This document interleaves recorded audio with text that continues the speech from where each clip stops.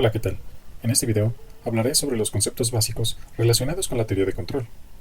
Mencionaré algunas nociones, qué es el objetivo de control, los sistemas de control y sus arquitecturas, así como algunas propiedades de los sistemas lineales invariantes en el tiempo, y concluiremos con propiedades de la función de transferencia. Comenzamos.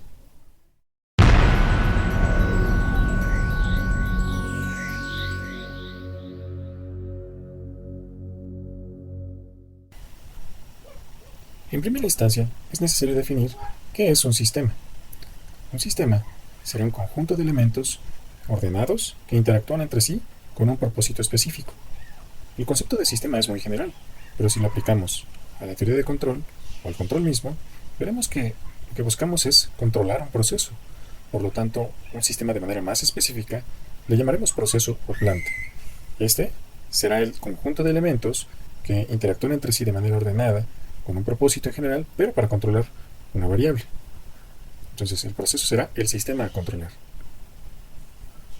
Una función, por lo tanto, también se podrá definir como un conjunto de reglas ordenadas con un propósito también. Todos los conceptos son muy similares entre sistema, proceso y función. Sin embargo, la función será una representación matemática. Ahí la gran diferencia.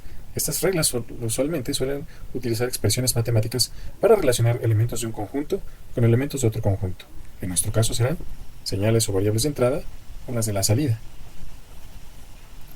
Y entonces podemos decir que una variable será una característica importante o de interés sobre un proceso. Un proceso puede tener múltiples variables, y sin embargo, nosotros vamos a interesarnos en una en particular. En general, para el control clásico, tendremos que hablar de sistemas de una variable de entrada y una variable de salida. Por lo tanto, esa selección de la característica importante del sistema será lo que determine cuál será la variable. Adicionalmente, la variable tendrá la característica de ser cuantificable, es decir, que le pueda asignar unidades de ingeniería. Por otro lado, es de suma importancia establecer qué es el objetivo de control. ¿Qué persigue? El objetivo de control es lo que le da el propósito a nuestro sistema de control. Es decir, todo ese conjunto de elementos ordenados de manera específica que interactúan entre sí con un propósito, ese propósito está dado precisamente por el objetivo de control. En general, vamos a tener dos tipos diferentes de objetivos de control: regulación y seguimiento. Cada uno de ellos está asociado con un diferente tipo de tarea. Por ejemplo, para el caso de la regulación, podríamos tener un cuarto del cual estamos regulando su temperatura. Supongamos que tenemos un termómetro, el cual mide la temperatura, y queremos una temperatura fija determinada. Entonces, suponiendo que si a este cuarto se abre la puerta, entonces aquí puede entrar un cambio de diferencia de temperatura. Ese cambio puede subir o aumentar la temperatura dependiendo de cómo sea la temperatura por fuera. La temperatura dentro puede ser distinta a la de afuera, y entonces se desea una temperatura determinada. Al haber un cambio producido por alguna situación, necesitamos que el sistema de control, ya sea de manera positiva o negativa, vuelva al valor de referencia o al objetivo de control deseado. Para el caso de seguimiento, tenemos, por ejemplo, una trayectoria trazada para un vehículo y necesitamos que, por ejemplo, tome una salida. Entonces, este vehículo deberá tomar una trayectoria bien definida. El sistema de control se encargará de que el seguimiento de este siempre se mantenga cerca de esa trayectoria. Y es así que tenemos los dos diferentes tipos de objetivos de control: regulación y seguimiento. Ahora toca definir lo que es un sistema de control. Ya se mencionó qué es un sistema, ya se mencionó qué es un proceso, pero ¿qué consideramos un sistema de control? Pues bien, apegándonos a la definición de sistema, sabemos que el sistema de control estará conformado por distintos elementos, que en general podemos agrupar en tres tipos: la planta, que como ya dijimos, es el proceso a controlar, o el sistema a controlar; tendremos la etapa de medición y la etapa de control.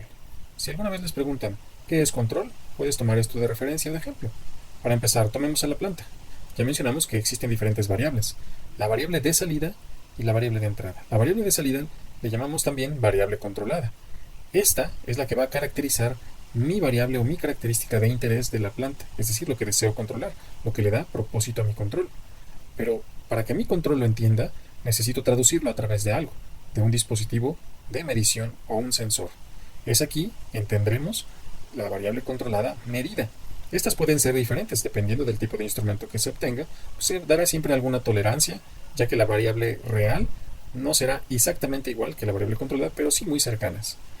En la parte de control tendremos la consigna, o lo que se traduce también como la variable controlada deseada, es decir, cuál será el comportamiento que desea la planta a la salida, que como ya mencionamos, puede ser de regulación o puede ser de seguimiento. Y finalmente, ¿qué es lo que hace la etapa de control? Lo que responde a la pregunta de ¿qué es control? Control se refiere a determinar la variable de entrada en la planta, es decir, la variable manipulada. Así le llamamos en lugar de variable de entrada.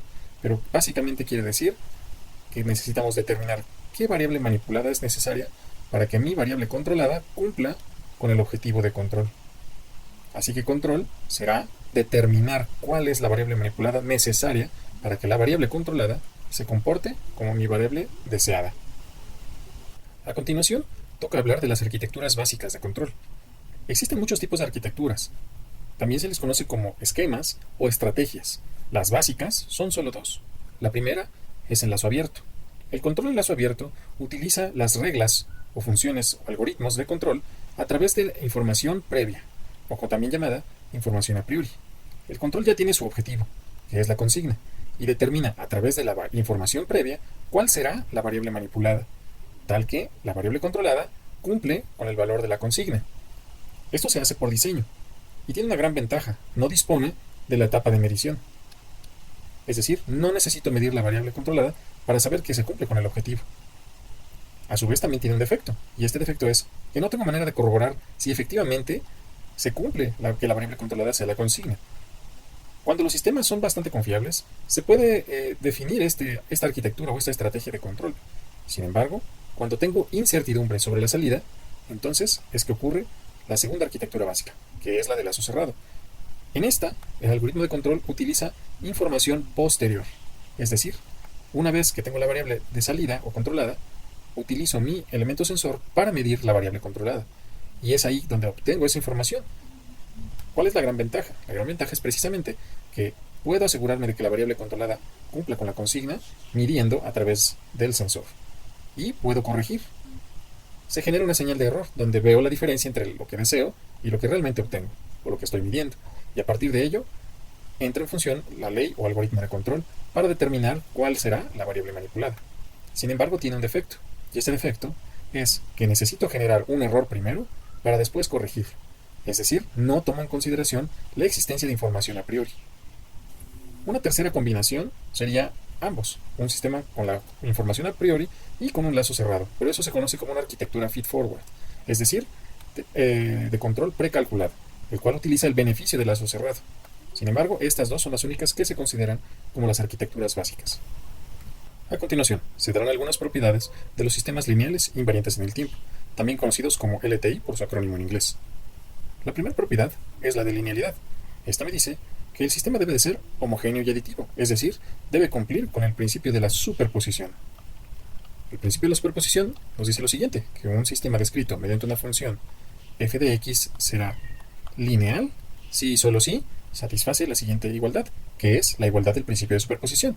Nos dice que dados unas x1 y x2 que pertenecen al conjunto de variables conocidas o de entrada, y teniendo en cuenta las constantes alfa1 y alfa2 que pertenecen a los reales, tendremos que si f de alfa1 x1 más alfa2 x2 es igual a alfa1 f de x1 más alfa2 de f de x2. Es decir, si esta igualdad se cumple, entonces el sistema es lineal, y viceversa. Si el sistema es lineal, esta igualdad se cumple. ¿Qué podemos observar aquí? La capacidad de sacar la constante de la operación, y la función de una suma es igual a la suma de esa función. Un ejemplo muy claro de operadores lineales son, por ejemplo, los operadores integral y derivada, ya que siempre podemos sacar las constantes de la integral o de la derivada, y que la integral o la derivada de una suma de funciones es igual a la suma de sus derivadas o integrales individuales. La siguiente propiedad se conoce como invarianza. Si bien decimos que el sistema es lineal invariante en el tiempo, la invarianza tiene que ver con el momento en el que ocurren los cambios en el sistema. Si, por ejemplo, tomamos dos sistemas que son invariantes, quiere decir que si en un tiempo determinado aplicamos una señal de entrada o de excitación, el sistema me dará una respuesta, y si yo tomo un tiempo t distinto al t anterior, la respuesta del sistema será la misma, dando a entender que no hay importancia en cuándo se aplique el cambio. El sistema será invariante, es decir, su respuesta será exactamente la misma. Por lo tanto, un sistema que sea variante, este es invariante.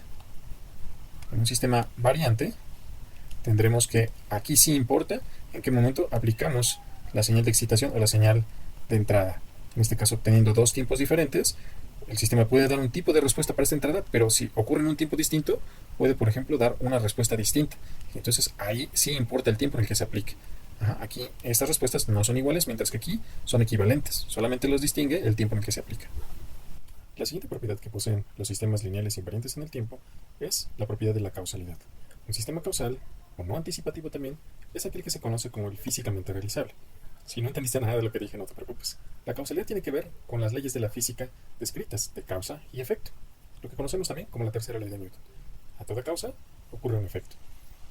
Los sistemas físicos tienen la característica de ser causales, descritos por ecuaciones de movimiento, si cumplen con una característica muy importante en sus ecuaciones o en su modelo matemático.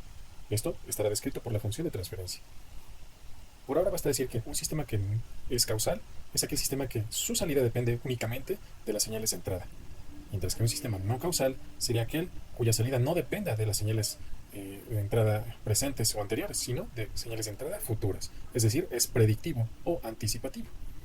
La causalidad se puede describir también mediante la siguiente propiedad, que es el orden y el orden relativo. En particular, la causalidad está descrita por el orden relativo. ¿Pero qué es el orden? El orden será el grado de complejidad que posea un sistema. Algunos le llaman también como grados de libertad. Simplemente vamos a llamarlo como el grado de complejidad. Si es una ecuación diferencial lo que determina el movimiento de un sistema, el orden será el grado de esa ecuación diferencial. Más adelante describiremos de manera específica a qué se refiere el orden relativo. Para ello, y como ya se explicó en un video anterior, los sistemas de control clásico están enfocados en sistemas de una sola entrada y una sola salida, como lo dice su acrónimo en inglés. Esto quiere decir que la señal de entrada y la señal de salida están directamente relacionadas mediante una función en el dominio de Laplace, es decir, el dominio complejo de S. La ventaja de manejarlo así es que la relación se puede expresar de manera muy sencilla, como un producto algebraico, donde la señal de salida será el producto algebraico en el dominio S de la señal de entrada multiplicado por esta función que conocemos de hecho como la función de transferencia. Si despejamos esta misma, se encuentra la definición de la función de transferencia que relaciona de manera inequívoca la señal de salida en el dominio S sobre la señal de entrada en el dominio S también, con la hipótesis de que las condiciones iniciales son nulas. Es así también que la función de transferencia se define como una expresión matemática de tipo racional o una función racional, que en términos coloquiales significa que es la división entre dos polinomios, el polinomio en el numerador y un polinomio en el denominador. Estos tendrán grado n y m respectivamente.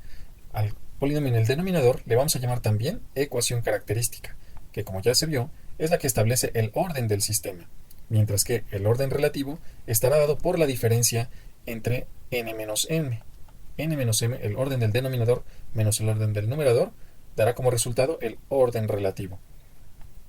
El orden relativo está directamente relacionado con la causalidad del sistema. El orden relativo determina si un sistema es causal o no causal. En general podemos tener tres situaciones del orden relativo. Básicamente es si n menos m es mayor o igual que 0, podemos decir que un sistema es causal, pero también se le llama sistema propio. Si n menos m es estrictamente mayor que 0, es causal también, pero se le llama estrictamente propio. Y finalmente, si n menos m es menor que 0, entonces se dice que es un sistema no causal o también un sistema impropio. De ahí entonces la necesidad de describir algunas de las propiedades más importantes de la función de transferencia. En este caso, para mostrar las formas características con las que se puede representar, vamos a suponer sin pérdida de generalidad que tanto el numerador como el denominador tendrán el mismo orden y este, de manera específica, será igual a 3. Este ejemplo se podrá extender a un grado menor o un grado mayor. Lo importante es visualizarlo en un número en particular. La primera forma característica se conoce como la forma estándar. Para ello, debemos tener dos condiciones cumplidas. La primera es que ambos polinomios de numerador y denominador estén completamente desarrollados. La segunda característica para llamarlo forma estándar es que el coeficiente del término de orden más alto en el denominador sea igual a 1. Esto se conoce como polinomio mónico. No así el del numerador, este puede ser diferente de 1 o puede existir un caso particular en que sea 1, pero el más importante o el principal que se debe de cumplir es el del denominador, el de la ecuación o polinomio característico. De esa manera, es posible identificar tanto los coeficientes en el numerador como en el denominador de manera estándar o de manera correcta. Por otro lado, tenemos también la forma característica ZPK, por sobreviven o sus siglas en inglés, polos ceros ganancia. En este caso, la parte que no correspondía al polinomio mónico en el numerador, ahora lo vamos a aislar en un valor constante llamado ganancia. Esta será la ganancia. Mientras que, como en el numerador y en el denominador ambos polinomios son de tercer orden en este ejemplo, entonces tendremos 3 raíces o 3 soluciones para cada polinomio. Cada polinomio contendrá sus 3 raíces. Para diferenciarlos, a las raíces del numerador se les llama o se les conoce como ceros, mientras que a las raíces del denominador o de la ecuación característica se les conoce como polos. Pero en ambos casos son raíces de un polinomio, nada más que para distinguir si son del numerador o del denominador se les nombra de manera distinta. Cabe señalar también que si es de segundo o tercer orden, como en este caso, se pueden suscitar diferentes casos o diferentes situaciones. Por ejemplo, si alguno de los ceros, en este caso z1, fuera igual a 0, es lo que quiere decir que se encuentra en el origen, pues entonces simplemente esto se representa mediante s, porque pues s menos 0 da s, ¿verdad? Otro caso similar puede darse en la situación en la que, por ejemplo, dos raíces, en este caso vamos a suponer ahora polos, estén repetidos, es decir, vamos a decir que si P1 es igual que P2, vamos a decir para P1 igual que P2, entonces esta representación se puede simplemente poner o simplificar como S menos P1 elevado al cuadrado, es decir, hablamos de multiplicidad o de polos múltiples en la misma ubicación.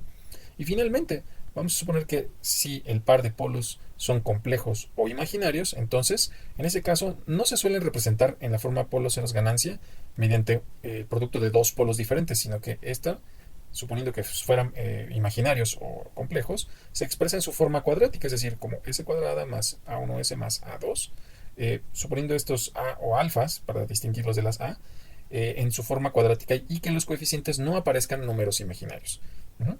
Más adelante se verá un ejemplo relacionado con ello. Otra cosa adicional que se debe mencionar como propiedad de la función de transferencia es conocido como el mapa de polos y ceros, es decir, ya hablamos de qué son los ceros y qué son los polos. Como estos tienen coordenadas en el plano complejo, vamos a ver que dada una función de transferencia, en este caso particular en el que la ganancia es unitaria, o k igual a 1, podemos ubicar cada uno de estos mediante su posición en el plano complejo. De hecho, observamos lo que mencionaba hace un momento, que por ejemplo, si tengo polos múltiples en una ubicación, en este caso al despejar s más 5 igual a 0, tendremos s igual a menos 5. En la posición en menos 5 tenemos una multiplicidad 2, es decir, tengo dos polos repetidos en la posición de menos 5. Mismo caso en los ceros en el origen que está aquí, s ubicado en 0, pero repetido 3 veces, es decir, multiplicidad 3. Para el caso de los complejos conjugados, podemos observar que ambos tienen la misma parte real, pero parte imaginaria conjugada, es decir, uno con más y otro con menos, 3j y menos 3j. Esa sí es la ubicación. Muy importante aclarar que no existe un sistema que tenga un polo complejo o imaginario solito. Siempre forzosamente tiene que existir su conjugado. De otra manera, ese sistema no existe. Es matemáticamente incorrecto también. Aquí podemos ubicar tanto la posición del otro cero, que está en menos 8, y la ubicación en menos 15 del otro polo. Como ya mencionábamos también, este de aquí al final no termina expresándose así, se termina expresando mediante la forma s más 2 al cuadrado más 3 al cuadrado, o lo que es lo mismo en su forma cuadrática, s cuadrada más 4s más 4 más 9 sería más 3. Esa sería su forma equivalente cuadrática en la forma polos ceros ganancia. Aquí no se está mostrando la forma polos ceros ganancia, simplemente se está mostrando una expresión en la que se puedan ubicar los polos y los ceros. En el segundo ejemplo, se puede observar otro caso que se puede presentar, y es que la posición de un polo y de un cero sean la misma, y por lo tanto, algebraicamente, existe una cancelación. En ambos, como tienen la misma posición, algebraicamente, un producto dividido entre otro mismo producto, pues se cancelan.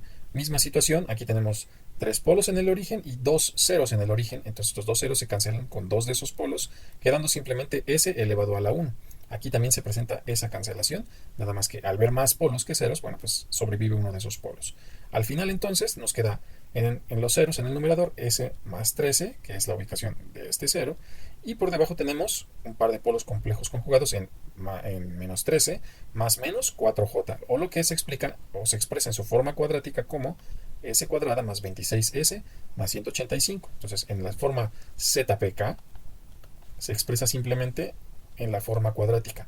Cabe mencionar también que cuando se obtiene la función de transferencia mediante un mapa de polos y ceros, en automático tomamos la hipótesis de que la ganancia que vamos a observar es unitaria. No es que desaparezca, es que la ganancia ahí vale 1. Para finalizar con el video, a continuación se mostrarán una serie de ejemplos donde se aplican los conceptos explicados con anterioridad. En el primer ejemplo, se va a mostrar un sistema simplificado de suspensión, el cual funciona como un masa resorte amortiguador, con la diferencia de que la señal de entrada estará dada por la forma del camino y el movimiento estará dado por el movimiento de entrada de la rueda, mientras que la salida será la posición del vehículo o en este caso de la masa. Como se puede observar, la función de transferencia ya está desarrollada, sin embargo no está en la forma característica.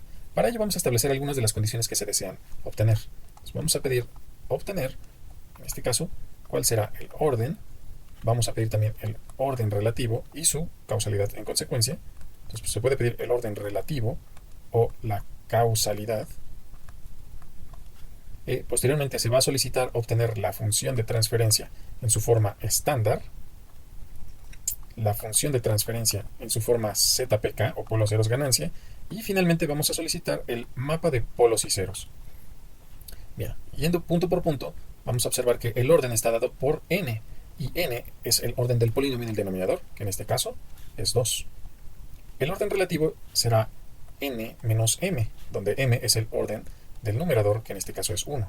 Por lo tanto, se tienen 2 menos 1 igual a 1. Como el orden es estrictamente mayor que 0, tenemos un sistema estrictamente propio, que, como sabemos, es causal. Por otro lado, la forma de la función de transferencia estándar está dada de la siguiente manera. Se tiene y de s sobre u de s igual a mi función de transferencia con coeficiente 1 en el polinomio característico, es decir, un polinomio mónico.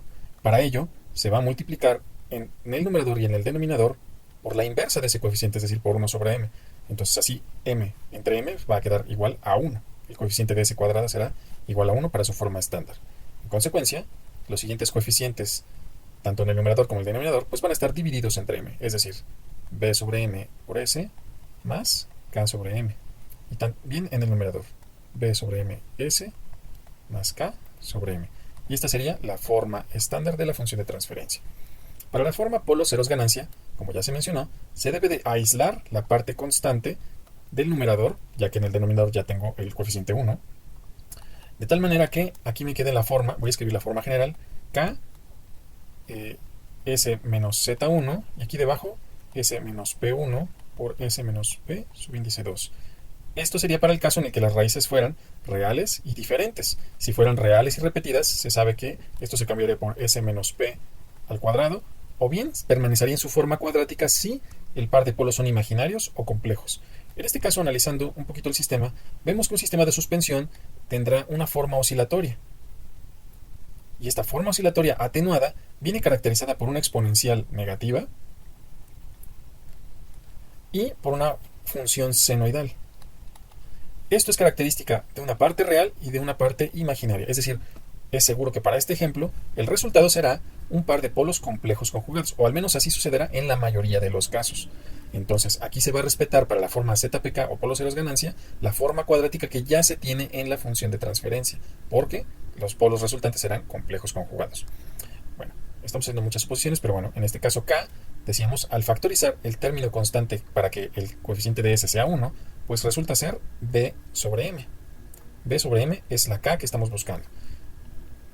Quedamos que el denominador va a quedar exactamente igual porque es su forma cuadrática, S cuadrada más BMS más K sobre M. Y en caso de que no lo fuera, bueno, pues calcular las raíces P1 y P2 se pueden calcular fácilmente con la fórmula general para polinomios de segundo orden. Y finalmente, el numerador, ok, como vamos a factorizar este B sobre M, aquí vamos a hacer un pequeño paréntesis, una pequeña simplificación, B sobre M, factorizándolo por S, entonces acá, para factorizar eso, necesitamos aquí arriba también tener esa multiplicación de B sobre M, pero para que no se afecte la igualdad, B sobre M multiplicamos por M sobre B, así, esto es multiplicar por 1, por K sobre M, que es el coeficiente que ya se tenía aquí originalmente, ¿no? Entonces, al factorizar, perdón, B sobre M, que ya está aquí factorizado, simplemente me queda M sobre B por K sobre M. M y M se eliminan. Y entonces en el numerador simplemente va a quedar S más K sobre B. ¿Sí? Aquí está K sobre B. Y ya, lo tengo en la forma polo ceros ganancia, la función de transferencia y sobre vds o bien gds. Finalmente, en el mapa de polos y ceros, establecemos nuestro eje real y nuestro eje imaginario. Aquí está el eje imaginario y el eje real. Y de acuerdo con la ubicación, acordarse que en el mapa de polos y ceros no se ve la ganancia, simplemente la ubicación de los polos y de los ceros. Bueno, pues la ubicación del cero estará con parte real negativa, en menos k sobre b. Y bueno, dependiendo de dónde se ubiquen el par de polos, la parte real de los polos complejos conjugados, que en este caso será b sobre 2m, la parte real que puede ser mayor o menor, en este caso que el cero. Aquí, perdón, olvidaba poner el cero. Vamos a suponer que, por ejemplo, sea eh, mayor. Vamos a decir, por acá estará la ubicación menos b sobre 2m.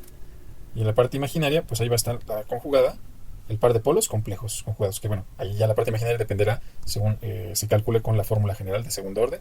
Pero básicamente así se vería el mapa de polos y ceros. Perdón, si me permiten hacer un bosquejo más, sería algo así y así. Estos polos podrían estar más a la izquierda o más a la derecha, dependiendo de cuál fuera el valor de esta parte de b sobre 2m, que también se podría pensar que es más bien más cerca del eje imaginario, ¿no? Ahí dependerá según los valores que se obtengan de b y de m. Para el segundo ejercicio, se analizará la función de transferencia de un algoritmo PID. El algoritmo PID está conformado por una ganancia proporcional, una integral y una derivativa. A grosso modo, se puede encontrar que si se simplifica este diagrama de bloques se obtiene esta función de transferencia. En comparación con el ejemplo o ejercicio anterior, se puede observar que en este caso n es igual a 1, mientras que m es igual que 2. Esto significa que el orden relativo n menos m es menos 1, es decir, es estrictamente menor que 0, lo que significa que esta función de transferencia representa un sistema impropio o no causal. Lo siguiente que debemos observar es que como la función de transferencia tiene su coeficiente en el denominador igual a 1, este es ya dado en la forma estándar. Lo siguiente también es simplemente separarlo en la forma polo ceros ganancia. Para su forma polo ceros ganancia, la función de transferencia en este ejemplo, tendríamos que separar el coeficiente de orden más alto, KB en este caso, como la ganancia K, mientras que el producto de las raíces en el numerador se puede expresar como S menos Z1 por S menos Z2, nuevamente para el caso en el que sean raíces reales y diferentes. O se puede expresar también, vamos a decir, O, esta KD, por raíces repetidas, S menos Z al cuadrado, o también se puede dar el caso en el que se respete la forma S cuadrada más, vamos a poner aquí beta 1S más beta 2, como la forma cuadrática sobre S, en caso de que fueran raíces complejas conjugadas. Entonces, para este caso, el mapa de polos y ceros pues cambiará según sea cada uno de los casos. Aquí siempre tendremos el polo en el origen, aquí está el eje imaginario y el eje real, entonces el polo S igual a 0, y el par de ceros podrán estar ubicados de manera separada, de manera igual con multiplicidad m igual a 2, con su polo, o bien en la forma de complejas conjugadas, con su polo en el origen y el par de ceros complejos conjugados. Así sería el mapa de polos y ceros, dependiendo de cuál sea el caso que se tenga de los ceros, y puede variar. El siguiente ejemplo, ejercicio, ya es con valores numéricos y tenemos la siguiente función. Esta función que está presentada aquí no tiene ninguna forma característica. Para ello tendríamos que desarrollar el producto de cada uno de estos, así como también ver si no existen cancelaciones. Por ejemplo, en el polinomio s cúbica más 3s cuadrada más 2s, se observa que se puede factorizar s, quedando aquí s cuadrada más 3s más 2. Adicionalmente, s cuadrada más 3s más 2 también se puede factorizar como s más 1 por s más 2. Así que si en el denominador tenemos s más 1 y vemos que en el numerador también tenemos s más 1, estos se van a cancelar, simplificando lo que se tiene. Adicionalmente, se puede observar que este 5 se puede factorizar también. Así que bueno, ya muchas consideraciones, muchas factorizaciones. Se va a escribir o a reescribir la función de transferencia mediante lo siguiente. Se tendrá 2s por s más 1, aquí todavía no lo voy a cancelar, por s más 4, por s más 5, mientras que en el denominador se tendrá s, 5s de hecho, porque voy a factorizar el 5s por s más 1, por s más 2, por s cuadrada más 1. Pues aquí se observa que s y s se eliminan, s más 1 y s más 1 se eliminan. Por lo tanto, la función de transferencia g de s resulta ser 2 sobre 5. Aquí, convenientemente, es mejor primero escribir la forma polos ceros ganancia. Así que en el numerador va a quedar s más 4 por s más 5. Y abajo va a quedar s más 2 por s cuadrada más 1. Esta se respeta la forma cuadrática, ya que serán un par de polos imaginarios. Entonces, esta sería la forma ZPK. Podemos partir a través de esta. De esta podemos observar entonces que el orden real del sistema, quitando ya las cancelaciones, es 3, mientras que el numerador tenemos un orden 2, por lo tanto el orden relativo n menos m es igual a 1, estrictamente mayor que 0, así que es estrictamente propio o causal. La ganancia K que se observa se puede expresar en fracción 2 quintos, o lo que es lo mismo, igual a 0.4. Los polos, vemos que uno está en menos 2 y los otros dos van a estar en más menos j, mientras que los ceros se ubican en menos 4 y en menos 5. Podemos visualizar nuestro mapa de polos y ceros ya sin cancelaciones, dibujando el eje real y el eje imaginario y ubicando, perdón por la falta de escala, los ceros en menos 4 y menos 5, mientras que en menos 2 uno de los polos y en más menos j el otro par de polos imaginarios conjugados. Así se vería el mapa de polos y ceros, sin considerar por supuesto la ganancia acá, que para el mapa de polos y ceros no aparece la ganancia. Finalmente, la función de transferencia en su forma estándar pues consiste en desarrollar precisamente el producto de polinomios que tenemos tanto en el numerador como en el denominador. Muy importante será que en el denominador nos quede coeficiente 1 en el término de orden más alto, es decir, este 5 se va a seguir quedando arriba, ¿no? Entonces, para la forma estándar tenemos que y de s sobre u de s, o lo que es lo mismo g de s, quedará 0.4 por el producto de s más 4 por s más 5, es decir, s cuadrada más 9s más 20. Mientras que debajo tendremos s por s cuadrada es s cúbica, luego más 2s cuadrada, luego más s más 2. Y bien, al hacer el producto de punto 4 por cada uno de estos elementos, bueno, pues la función de transferencia g de s estándar, o en su forma característica estándar, en el denominador, bueno, pues sabemos que será s cúbica más 2s cuadrada más 1s más 2. Mientras que el numerador será 0.4s cuadrada. Aquí sería 3.6s. Y finalmente 8 más 8. Esta sería la función de transferencia en su forma estándar. El último ejercicio consiste en establecer ahora la función de transferencia a partir del mapa de polos y ceros. Para ello, y ya se sabe, la ganancia está considerada como ganancia unitaria. Simplemente vamos a identificar dónde se encuentran ubicados en su forma polos ceros ganancia.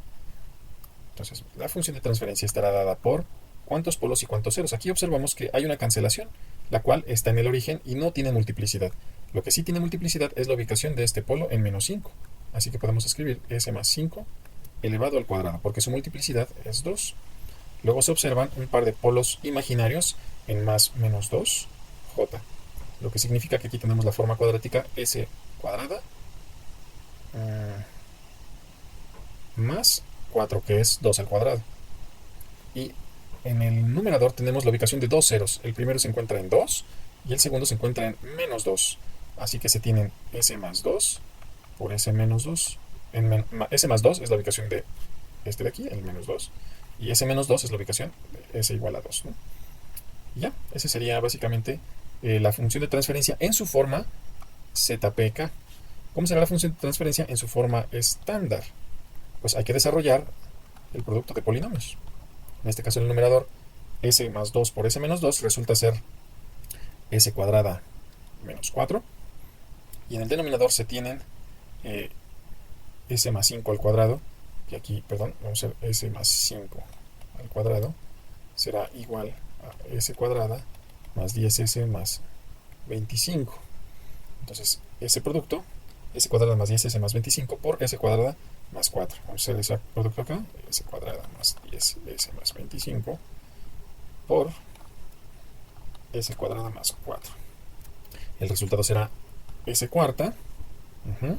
Luego se tiene 4S cuadrada más 25. Eso da 29S. Momento. No hay S cuadrada, pero me salté el S cúbica. S cúbica da con 10S por S cuadrada. Aquí iba primero el 10S cúbica. No se puede reordenar. Luego ya S cuadrada. Ok. Luego para S tenemos 10S por 4. Eso da 40S. Y finalmente 25 por 4. Pues eso da 100. Corrigiendo la forma estándar ahora sí, en el orden correcto, tendremos S cuadrada menos 4 sobre S cuarta más 10S cúbica más 29S cuadrada más 40S más 100. Esa sería la función estándar. En este caso, esto sería A1, A2, A3 y A4 los coeficientes de la ecuación característica, mientras que en el numerador observamos que B0 y B1 valen 0. El coeficiente de S cuarta y S cúbica valen 0. El de S cuadrada, que sería B2, es igual a 1. B3 también sería igual a 0 porque el coeficiente de S es 0. Y finalmente B4 es igual a menos 4. Así tenemos identificados todos los coeficientes A's y B's de la función de transferencia en su forma estándar. Pues bien, por mi parte ha sido todo. Agradezco de antemano la atención brindada a este video. Muchas gracias.